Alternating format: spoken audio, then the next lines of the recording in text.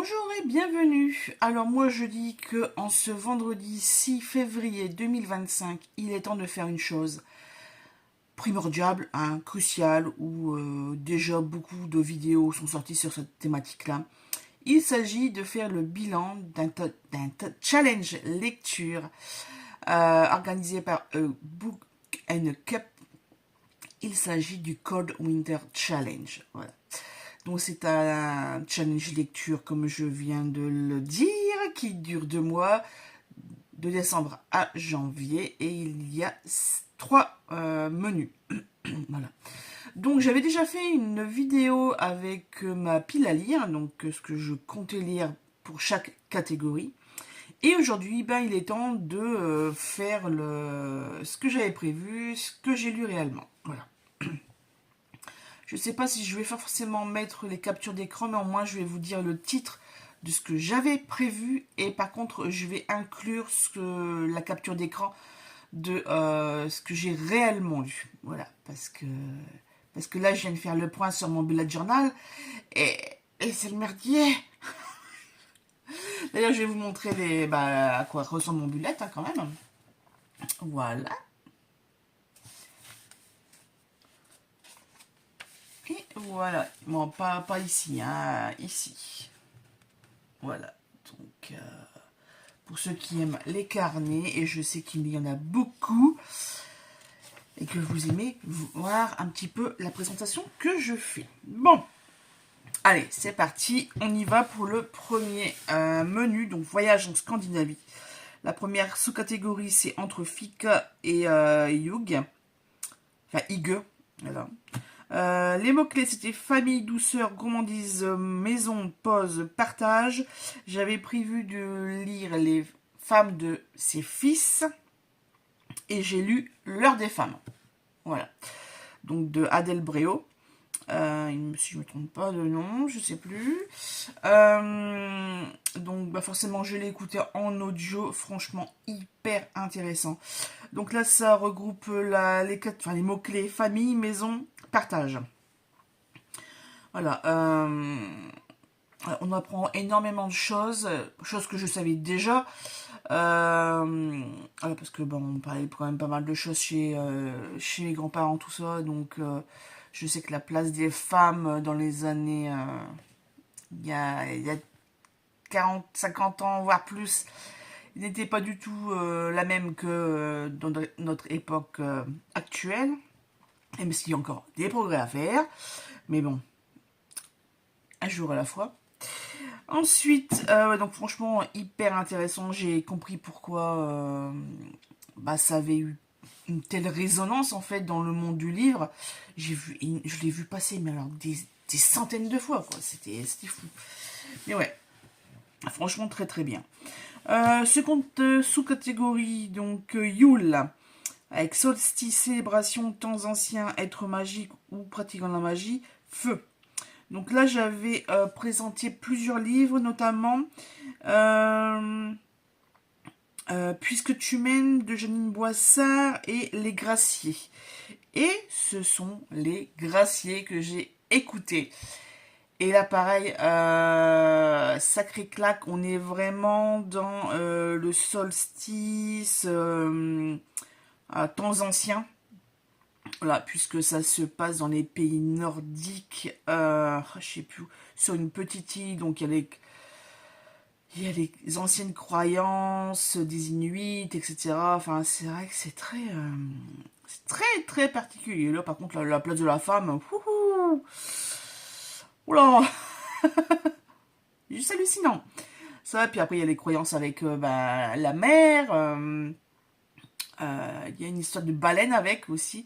Et ouais, c'est très particulier. Et en plus, moi, en l'ayant je l'ai écouté en audio, donc il y avait des bruitages, l'ambiance d'écoute, mais je l'ai dévoré, quoi. Franchement, excellent. Troisième sous-catégorie, Yulu Puki. Donc, secret, peur, animaux, métamorphose, sacrifice, cadeau. J'avais sélectionné Un hiver inoubliable à Vert Cottage. pour le côté animaux, puisqu'on est une vétérinaire. Et tout compte fait, j'ai dû rêver trop fort de Michel Bussy. Donc là, on est dans Secret et Sacrifice. Pour la petite histoire, ce livre, je l'avais commencé en écoute il y a plusieurs années, quand j'avais pas encore découvert les plateformes d'audio en fait. Donc moi j'écoute sur BookBeat. J'ai également, enfin j'avais Nextory, je l'ai mis en pause. Et aussi Audible, et pareil, celui-là aussi je l'ai mis en pause. Tout simplement, je l'avais écouté sur YouTube et la vidéo avait été supprimée. Ou ouais, j'avais écouté que 2-3 heures quoi. Donc j'ai redécouvert le livre et je ne m'attendais pas du tout à ce revirement d'histoire. Juste hallucinante. C'est le truc à la fin. À la fin, c'est simple, on se refait tout le livre à l'envers, j'allais dire le film, mais ça peut très bien être mis en image, comme un de ses premiers livres, Un avion sans ailes, qui a été fait en téléfilm sur TF1. Et c'est là que j'ai vraiment découvert pourquoi cet engouement. Parce que la façon dont l'histoire évolue, c'est magique. Enfin, bref. Donc ensuite, allons au Sona avec les mots-clés humour, histoire courte, tradition, amitié, équilibre. Là, c'est simple, je voulais écouter un petit livre, voilà, pour dire de... c'était le premier de l'année, il me semble. Ouais, c'est ça. C'est ça, c'est ça.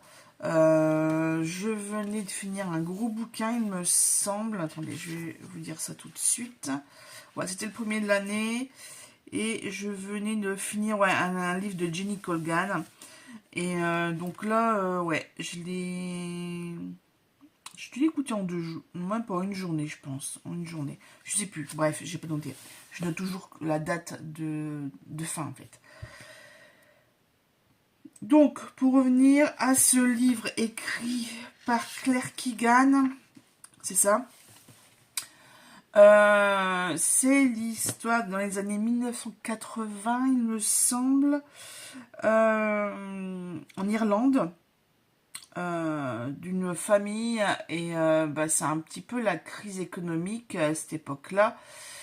Et donc, alors moi j'ai mis entre parenthèses couvent et fille enceinte.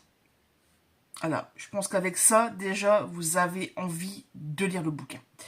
Parce qu'en fait, je me souvenais plus.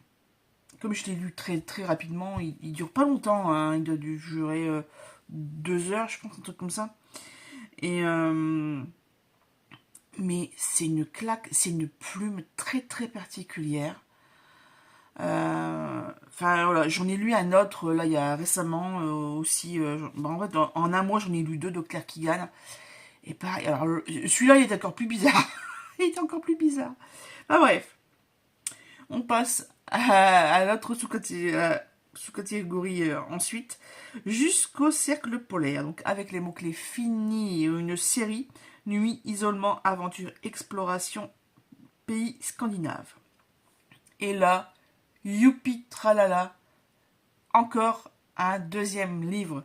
Ouais, parce que Lioul, les Graciers, c'était prévu. Là, le siècle 3 aux portes de l'éternité, c'était prévu, c'est ce que j'avais sélectionné, c'est ce que j'ai réellement lu. Voilà, toujours en audio, là, chez Audible, parce que les gros pavés, je les achète chez Audible, comme ça ne me prend qu'un crédit. Voilà. Et excellent. Excellent. Par contre, là, on est vraiment dans la ségrégation, on est dans les années 60. Les personnages sont beaucoup dans le milieu politique, que ça soit aux États-Unis, donc ségrégation aux États-Unis, politique aussi en Russie, en Angleterre aussi un petit peu aussi, oui, parce qu'il y en a qui sont au Parlement, donc oui. De toute façon, cette saga-là est vraiment très portée politique, historique avec les 2 guerres mondiales, mais là c'est vrai que historique aussi, puisque voilà, avec pas avec les Black Panthers, mais enfin si, entre autres, mais Enfin, il y a beaucoup, beaucoup de choses. J'ai découvert, grâce à ce livre, que la Sibérie, en fait, était pas là où je pensais. La nulle en géographie. Non, non, la Sibérie est de l'autre côté de la Russie, elle est du côté ou de la Chine, en fait. Parce qu'il y a un des protagonistes qui se fait qui se fait choper si on veut euh, et ouais, qui fait sa peine de prison en Sibérie et il y a l'air de faire très très froid là-bas. Ça, on parle aussi et on a le décortiquement aussi de du mur de Berlin, de sa construction à sa chute. C'était hyper intéressant. Il y a de ces personnages, t'as envie de les claquer, voilà. T'as envie de leur faire autant de mal qu'ils en font aux autres personnages du bouquin. Tellement ils sont insupportables. Mais bon, voilà, la vie fait que il se passe des choses et qu'eux aussi s'en prennent plein la tête. Voilà, pas autant que on voudrait, mais voilà, et pas au moment là où il faudrait, mais bon, c'est comme ça. Et c'était juste, enfin moi c'était quand je suis dans les bouquins de Ken Follett, que ça soit la saga des Kingsbridge ou que ça soit avec cette trilogie-là, Le Siècle, mais je suis plongée dedans, mais voilà, enfin, j'arrête pas d'en parler à tout le monde. D'ailleurs, quand j'avais lu le premier tome, oh, une bébête, oh, ma chérie, t'es jolie tout là. Non, pas ton cul aussi, c'est que à moi. Monte ta jolie tête, ma belle. Ouais, j'en avais parlé à ma tante et mon oncle était dans le salon. Hop, l'oreille qui tend. Enfin bref. Donc là, lui, il les a dégommés. Hein, lui, il est très porté politique, etc. Et géographie, enfin. Donc, impeccable. On va faire la dernière sous-catégorie de ce menu. Oh, regardez-moi cette beauté. Ah, t'es belle. Regarde la caméra, comment. Fais voir comment t'es belle. Ouais, ouais. Elle fait ça belle parce qu'elle avait des bonbons. Mais il n'y a plus de bonbons, elle les a finis hier. Mon jury. Donc, la dernière sous-catégorie, c'est Aurore boréale. Je voudrais bien lire la feuille, merci.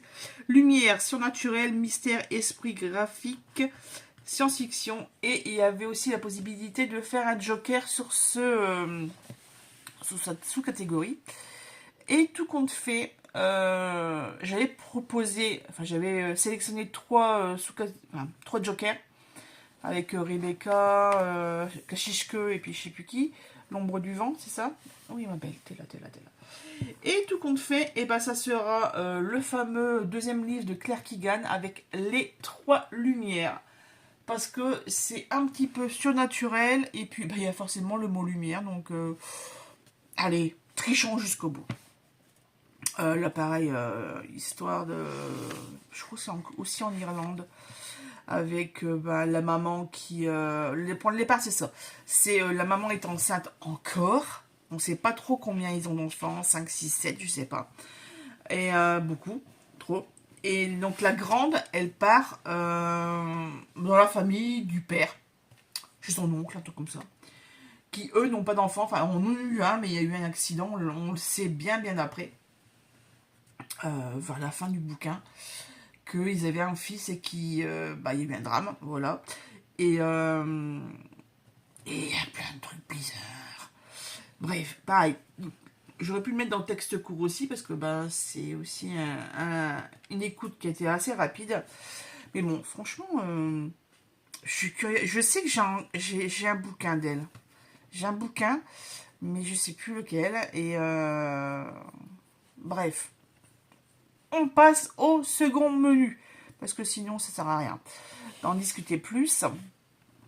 Féerie des fêtes avec Deck the Wall, couverture rouge et ouverte. J'avais sélectionné une romance mode d'emploi. Et ben écoutez, j'ai changé pour Comme une déesse de Roxane Malone. Très bon bouquin. Franchement, un petit bouquin romance comme il faut. Franchement, bon équilibre. Rien à redire. Je connaissais pas du tout. C'est juste que j'avais la flemme. C'était une des dernières catégories qui me manquait. Et Donc j'ai cherché sur BookBeat en fait un petit bouquin rouge, voilà.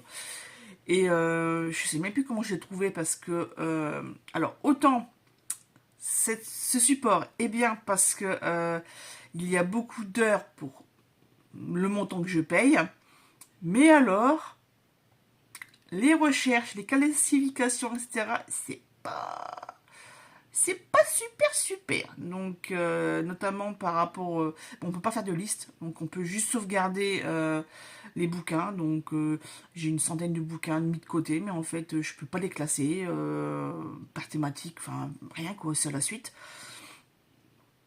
Voilà, donc ce qui est bien par contre, c'est qu'on peut suivre on peut s'abonner, on peut suivre les auteurs de livres ou les narrateurs et on a des petites alertes comme ça. Ça c'est bien.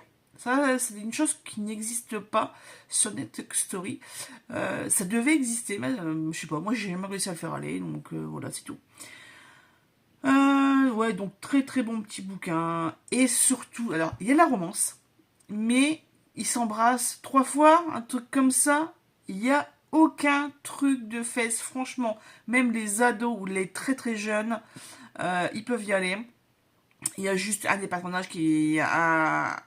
Ouais, il dit un petit peu de gros mots, mais voilà, c'est tout. Franchement, par rapport à ce qu'ils entendent en cours de récréation dans la rue, c'est encore soft. Hein. Je vais même dire, c'est vintage comme, comme expression. Ouais, donc voilà, franchement, même à partir de 12-14 ans, ils peuvent violer, quoi. Et puis en plus, c'est féministe. Donc, parce que, ouais, que je vous explique un petit peu quand même le concept, c'est une agence qui... en fait, il y a des enterrements de vie de jeune fille avant le mariage. Et ben là, c'est après la séparation, après le divorce, ou simplement pour se faire une journée cocooning, voilà, pour un anniversaire, un truc comme ça, bref. Ou ben c'est réunion entre femmes. Enfin, ils achètent un package en fait et bon, le chien râle, je sais pas pourquoi parce qu'il est dans la maison. Bref, ouais, donc c'est manucure, visite d'atelier de chocolat, de parfumerie, de trucs comme ça. Ben voilà, c'est des activités bien sympathiques. Je vais aller voir ce qu'il veut le chien parce que sinon on n'a pas fini. Eh ben j'en ai profité pour mettre mes lunettes, comme vous voyez. Le chien, bah c'était bien. Je veux faire pipi. Bref, il y avait été une demi-heure avant, mais bon, c'est Junior, c'est Papy Dog. Bref, et Penny en a profité pour aller dehors, donc vous ne verrez plus cette beauté à l'écran. On continue avec un livre que j'adore. C'est la deuxième fois que je le lis. J'aime toujours autant. C'est pour la sous-catégorie Lumières enchantées. Couverture qui brille. Je l'ai lu.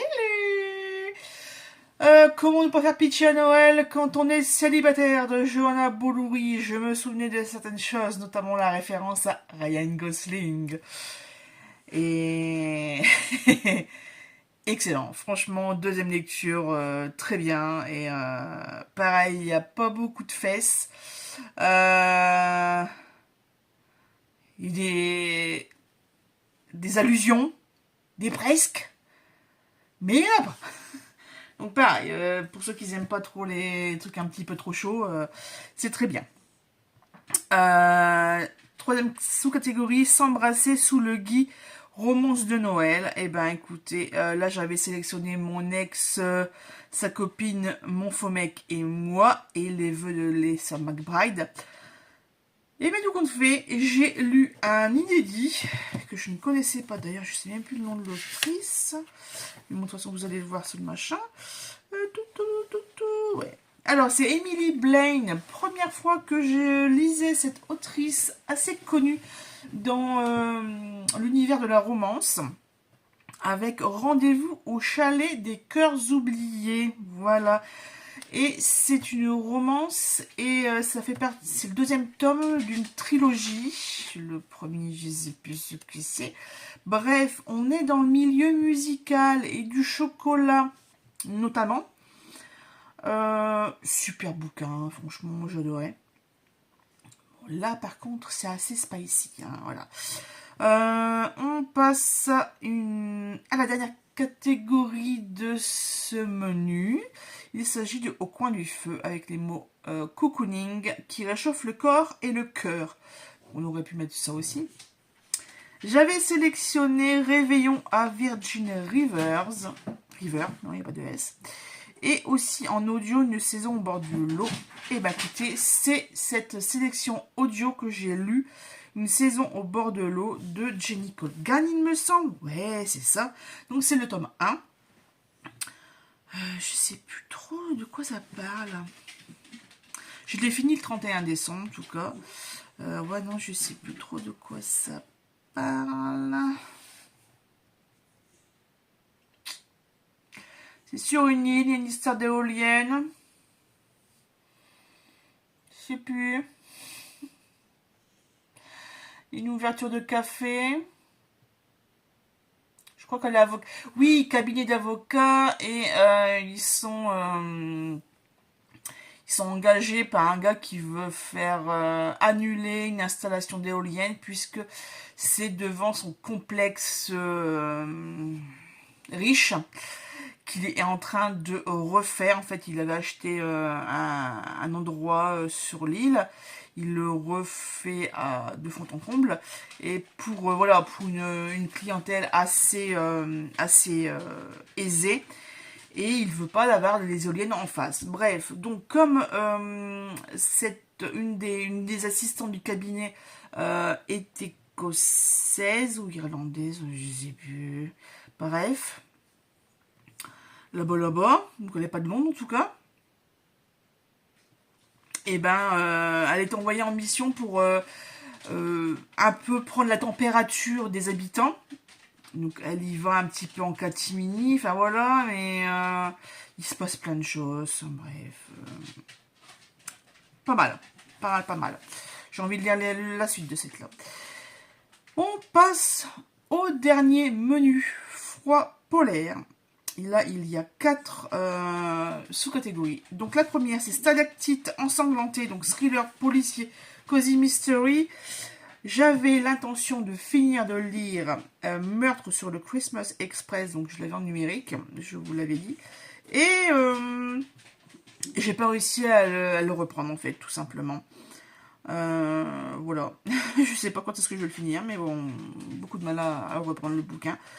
Par contre, j'ai découvert un livre dont on avait beaucoup parlé, de Sarah Vaughan, je sais pas comment on dit. C'est Anatomie d'un scandale. Et là, le truc, ça part d'un point A, et ça, il y a une double histoire, enfin une histoire parallèle, et on comprend seulement à la moitié, trois quarts du bouquin, le pourquoi de cette seconde histoire. Et d'une révélation, il va en avoir d'autres. Là, tu fais waouh, effectivement, scandale, avec un S plutôt qu'un machin. Ouais, très très bien, franchement, vraiment, on est vraiment dans le thème thriller et thriller quoi. Ça c'est le truc. Ensuite, deuxième sous-catégorie, Let It Snow, avec un titre qui contient un mot hivernal. J'avais fait une liste dessus, voilà, donc entre autres flocons, trêve, hivernal, polaire, igloo, averse, et notamment saison. Et m'a coûté la saison des souvenirs de qui, je sais plus. Ça c'était lu en janvier, la saison de Lucie Diamond, voilà. Et m'a coûté là aussi histoire d'amour avorté, repris, des petites surprises entre deux, des changements de vie, des fois on n'a pas le choix quoi, donc ouais c'est vraiment pas mal, c'est vraiment pas mal. Donc ouais, mot clé saison. C'est un one shot, mais elle aime bien faire des sagas en fait, cette dame Lucie Diamond. Normalement c'était Un hiver pour t'écrire que je voulais lire, mais bon bah voilà, ça ira pour auteur espagnol ou correspondance, ce genre de choses. Bref, j'arriverai bien à le caser un jour ou l'autre selon les catégories. Ensuite, Marcher dans la neige avec Nature Walking, littérature de voyage, grands espaces et de nature. J'avais sélectionné Passer un Noël en Alaska, mode d'emploi, ou en audio, le pays où on n'arrive jamais. Bizarrement, je ne l'ai jamais retrouvé ce bouquin. Je sais pas où je l'ai chopé, mais bon, c'est pas grave. En tout cas, j'ai lu pareil. Franchement, ce challenge, Cold Winter Challenge 2025, 2024, ouais. J'ai fait de ces découvertes par hasard, et justement, ce livre que que je parle pour les catégories, donc grand espace et nature, il s'agit de Jamais là par hasard de Lorraine Fouché. On est dans le Grand Nord, il se passe plein de choses, on parle famille également, famille, regret, enfin... Beaucoup de thématiques abordées, mais franchement, juste génial, quoi. Juste génial. Dernière catégorie, et on va clôturer cette vidéo bilan. La magie de l'hiver, être du folklore hivernal, mythologie nordique. Si vous entendez les chiens, alors, vous l'entendez juste quelques instants. Moi, il me fait ça toute la journée. Il pleure, et chouine tout le temps. Puis un coussin devant le radiateur, vas-y t'installer. Non, maman, j'ai fait le travail avec toi, maman. Mais tout le temps. Quand il dort pas, il pleure. C'est pas compliqué. Bref, on vient à la magie de l'hiver. Il y a aussi contes et légendes de Noël de l'hiver. Moi, je vous ai sélectionné, je voulais un petit peu reprendre les classiques, j'ai envie de dire, avec les contes de Noël de Dickens, Un chant de Noël, Casse-Noisette. Eh bien, écoutez, j'ai écouté Casse-Noisette et le Roi des Souris de ETA, comment il s'appelle, Hoffman. Voilà, donc, je l'ai écouté sur BookBeats. Comment dire ? J'ai écouté la version 2 heures. J'aurais peut-être dû écouter une version enfant. Déjà d'une, parce que la narratrice a un accent allemand. Bon, ça, c'est pas gênant puisque c'est un conte allemand, donc voilà, pas de problème. Mais alors, le ton, l'environnement, ça m'a fait penser aux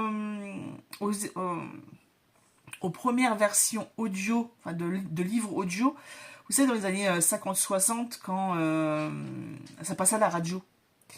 Et c'est très théâtre, radio-théâtre des années 60, en fait.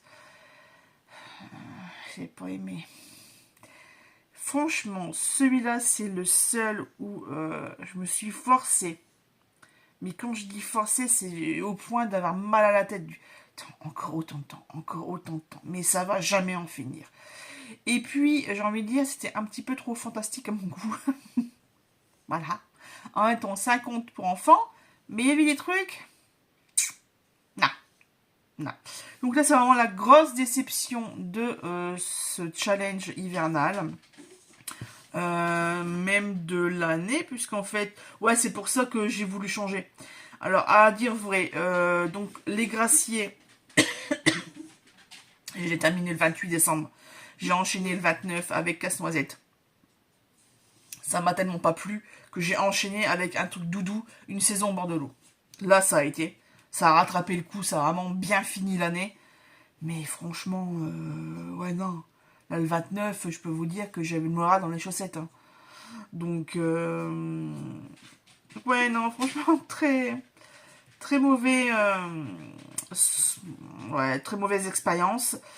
Peut-être que sous une autre forme, j'aurais dû le lire en fait, pas forcément l'écouter. Et voilà, bah, et des fois comme ça, des auteurs, où on supporte pas. Je me souviens de Kilomètre Zéro avec de mode quand je sais plus quoi, là, en couloir, un truc comme ça. Je supportais pas la voix de l'indienne. Ouais, il y avait des trucs, des intonations, non.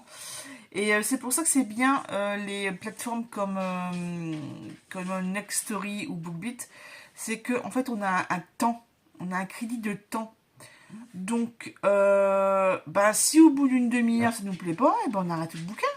On n'a pas perdu un crédit comme sur Audible. Après, je connais pas les autres, Lizzy et Audiolib, je connais pas le fonctionnement. Donc, je pourrais pas vous dire, mais en tout cas, c'est ça. Qu'est-ce que j'allais dire d'autre? Eh ben, écoutez, pour clôturer cette vidéo, déjà merci d'avoir regardé jusqu'à la fin.